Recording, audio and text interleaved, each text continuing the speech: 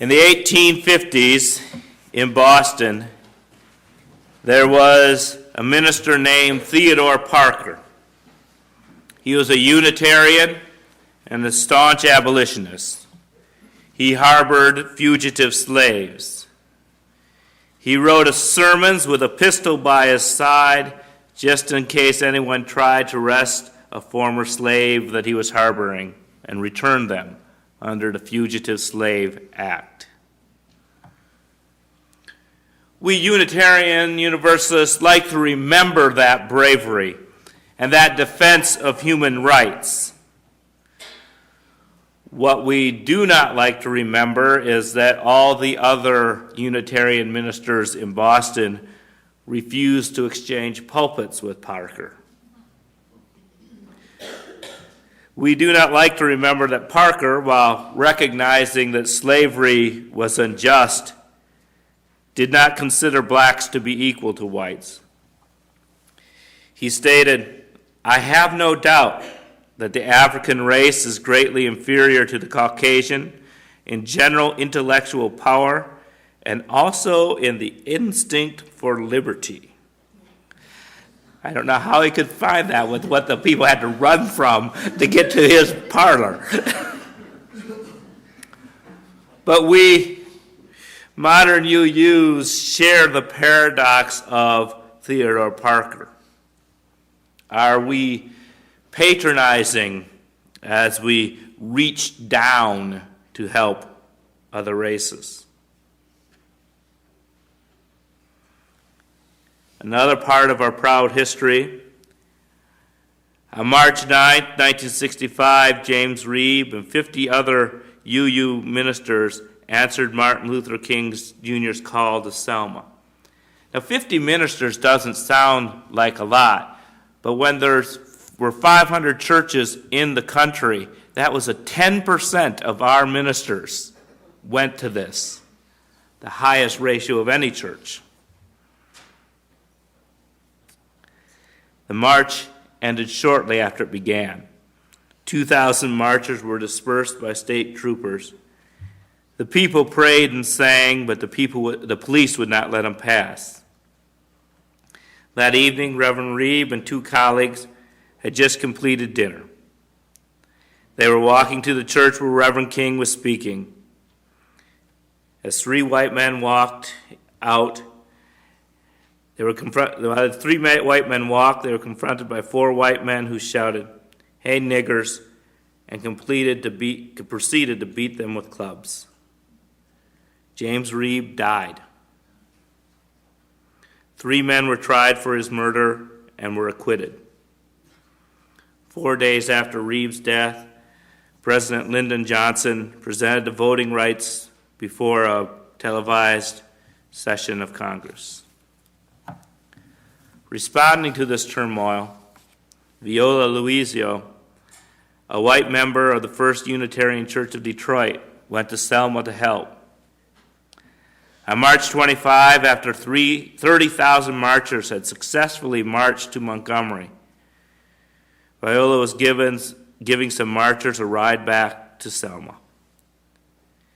As she was driving with a young black man, a carload of whites pulled alongside her car and shot her, and she died. At her home in Detroit, crosses were burned on her grieving family's lawn. 4 men were brought to trial and acquitted. These stories tell of 2 Unitarian Universalists who gave everything in support of civil rights. And perhaps Reverend King was referring to Unitarian Universalists when he said, "It's true that there are devout believers in nonviolence who find it difficult to believe in a personal God. But even those people believe in the existence of some creative force that works for universal wholeness." We can be proud of our UU heritage. Throughout the past 30, 40 years, the UU has made many proclamations for racial equality. we have been on the correct side of the issue. In many ways, we share the dream of Martin Luther King Jr., but we struggle as a denomination to wake up and live that dream. Workplaces have been integrated, schools have been integrated, yet Sunday morning across America remains the most segregated hour. Black and white churches are separate. Our denomination and our congregation shares this same legacy. We are a predominantly white church. We have no problem sharing the dream, but we are still learning how to live it. It's probably good to revisit why this day is a holiday. There is a common understanding that this day celebrates the accomplishments of a black civil rights leader. And I disagree with that characterization on several levels. First, it fosters the misconception that this is a holiday only for African Americans. It allows white people to believe that this has something to do with those other people who are different from us. But tomorrow is not a black holiday. It's a national holiday because Martin Luther King Jr. had a message that rang true for all Americans. This is no more a black holiday than it is a Baptist holiday. King was a Baptist minister, but his message transcended his tradition. He spoke to Christians, non-Christians. To define this as a black holiday tends to lessen its importance for many white people. Our state, the Commonwealth of Virginia to the north, tomorrow will also be celebrating Robert E. Lee's birthday, just to provide racial balance, I guess. And see, when it's perceived as a racial holiday, you have to do things like get racial balance in there. It becomes marginalized, it becomes ghettoized, segregated from the mainstream of American consciousness. The dream that King shared was the true American dream. Not the pursuit of a home and a two-car garage, but the dream of life, liberty, and the pursuit of happiness, and that all are created equal. His message of love and justice are a message for all people. If we focus only on the race of King, we diminish the scope of the man.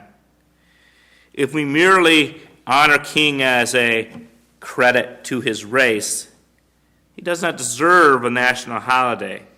If he was only relevant to 15% of the population, then why should the whole country celebrate?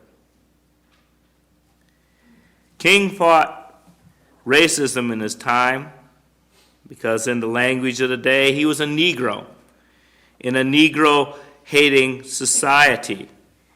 He had to fight racism every time he took a stand. Yes, even every time he just stood up and walked down the street. But it's the way that he stood up that made all the difference.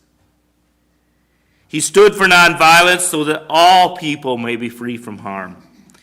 He stood for economic justice so that all may be free from poverty.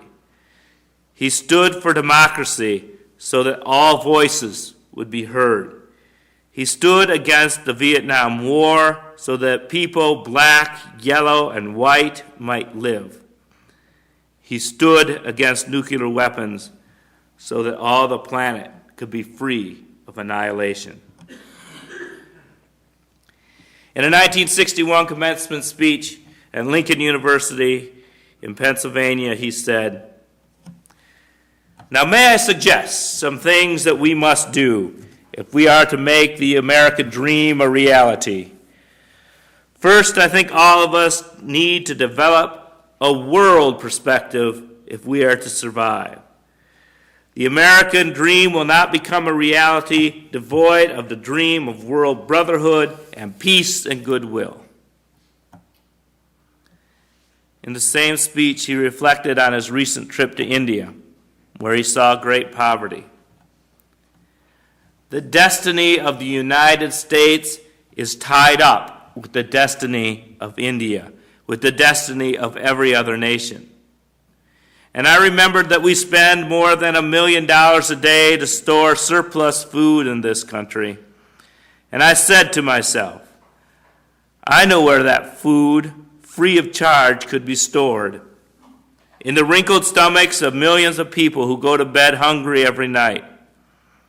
Maybe we spend too much of our budget building military bases around the world rather than bases of genuine concern and goodwill. He felt that the Vietnam War was a misappropriation of funds. In 1968, he said, millions of Americans are coming to see that we are fighting an immoral war that costs nearly $30 billion a year, that we are perpetuating racism, that we are tolerating 40 million poor during overflowing material abundance. The spirit of nonviolence that was the principle that moved his protests to a deeper realm. He argued that nonviolence resistance voids not only the external physical violence, but also the internal violence of spirit. At the center of nonviolence stands the principle of love. To retaliate with hate and bitterness would do nothing but intensify the hate in the world. Along the way of life, someone must have sense to break the chain of hate. This can be done by projecting the ethics of love to the center of our lives. King also stated that the inseparable twin of racial injustice was economic injustice. He recalled the white jailers of Birmingham telling him how little they had earned.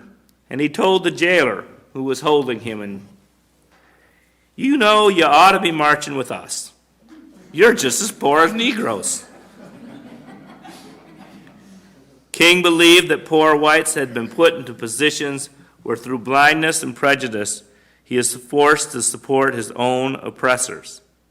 The only thing he has got going for him is the false feeling that he is superior because he is white. And you can see that being played out in arguments over affirmative action. Employers are reluctant to hire and promote blacks, so affirmative action laws were created, and they're resented. And although the amount of people hired through affirmative action is small, the myth is created that it deprives white people of jobs.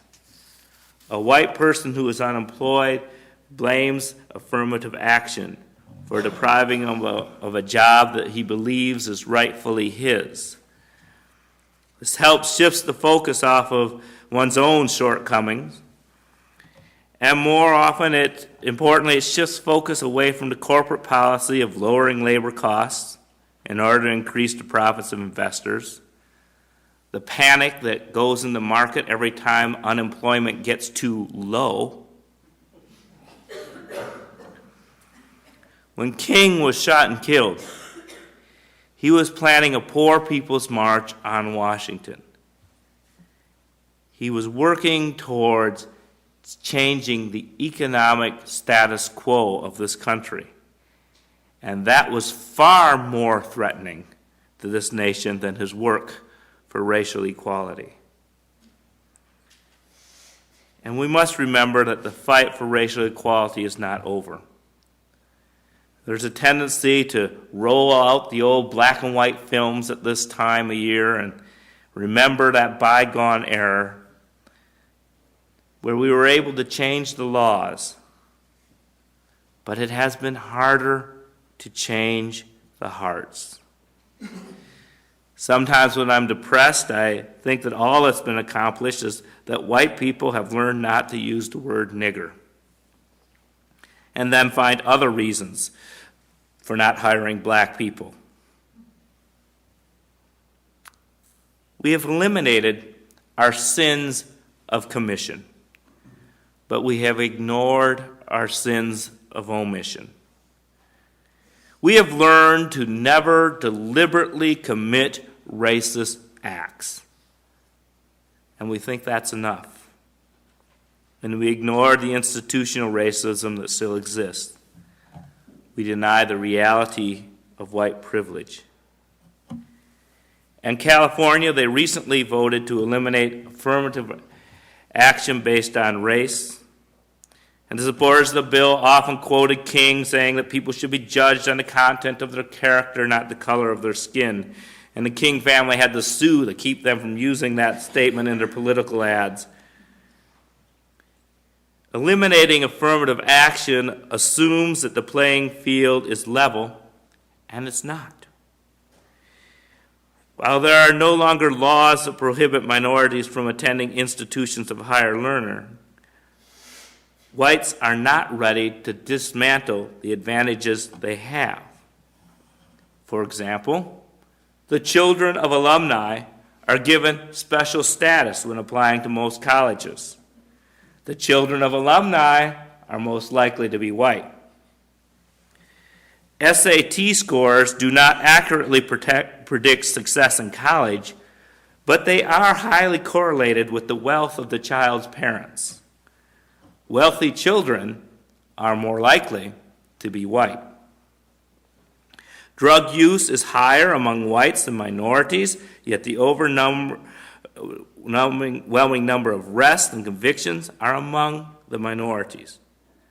The war on drugs has helped whites by eliminating competition for education and jobs. And there's more things in our society. The elimination of inheritance tax benefits those who have wealth to pass on. The homestead farmers who settled most of the West were overwhelmingly white, and their children tend to be white. Hey, just because someone's white, their child doesn't know it's white. Most of the wealth in the nation is held by whites who have benefited from official policies of racism and genocide. Insurance rates are lower in white neighborhoods. The safest investment a white person can make is to buy a house. When a black person buys a house, the property values go down in the neighborhood. So protecting wealth is a code for protecting white wealth. All these programs are essentially affirmative action for whites, but because they do not specifically state that they are intended to help white people, colleges and society can pretend that they have no effect on minorities. Likewise, as a denomination and a congregation, we are seldom guilty of the sin of commission. We are seldom active racists. There's no sign on our door that says for whites only. Yet there are few African Americans, Asians, or Hispanics walking through our door. And we need to seriously ask ourselves, why? When the "For Whites Only" sign is removed, the stain on the wall where it was is still visible. And minorities can read that stain and they know what it means. We need to cover that stain with a sign that welcomes all. We need to be intentional. As a congregation, we need to be present in the community where the African Americans can see who we are And that's why I encourage all of us to be at the King celebrations tomorrow, to let people know that we as a church participate, that we feel differently about these issues. Now, some people say we're located too far west in this town to attract black folk. But I say if we can attract white people from Kernersville, we can probably bring in some black people from the east side. And that Spees Elementary here on Polo Road has a significant black population, and thus there must be black people living nearby. Not all will join us, but the invitation must be made. We need to learn to talk about our faith. It may be even more difficult to talk about our faith to people we perceive as different. We may assume that blacks are probably Baptists and that Hispanics are probably Catholic. But let me clue you in. Most white people don't do religion the way we do.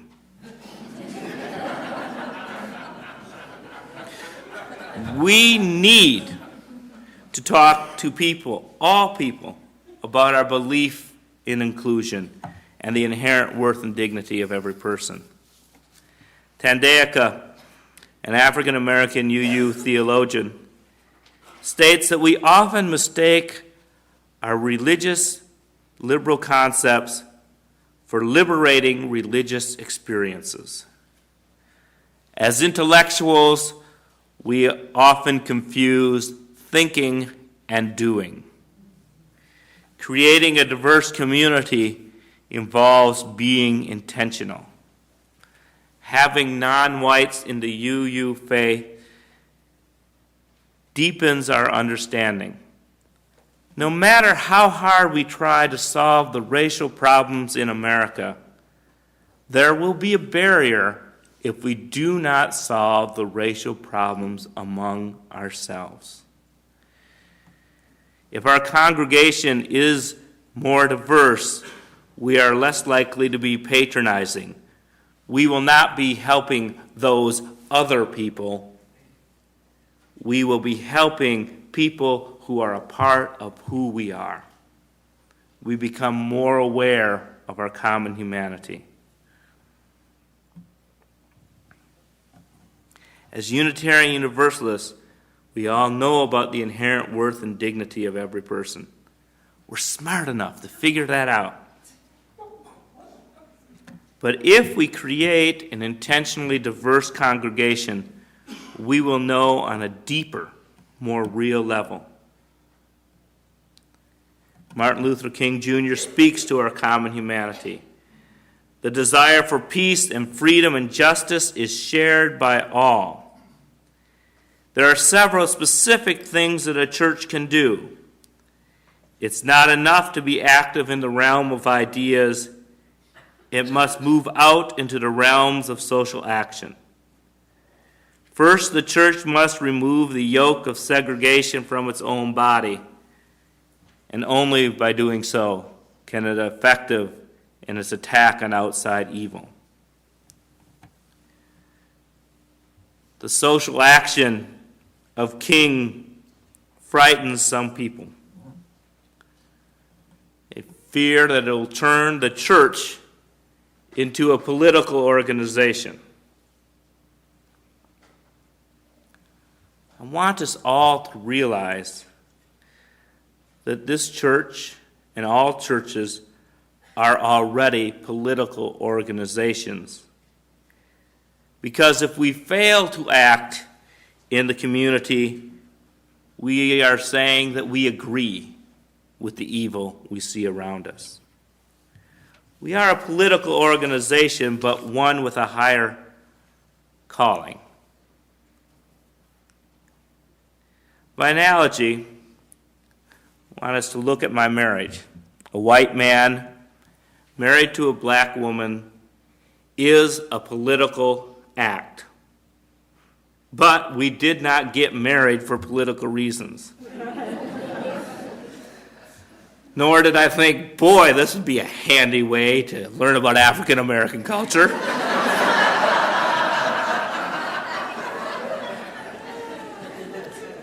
We did not have a son, so that at least one child would know that both black and white people can be loving. Gail and I married for higher ideals.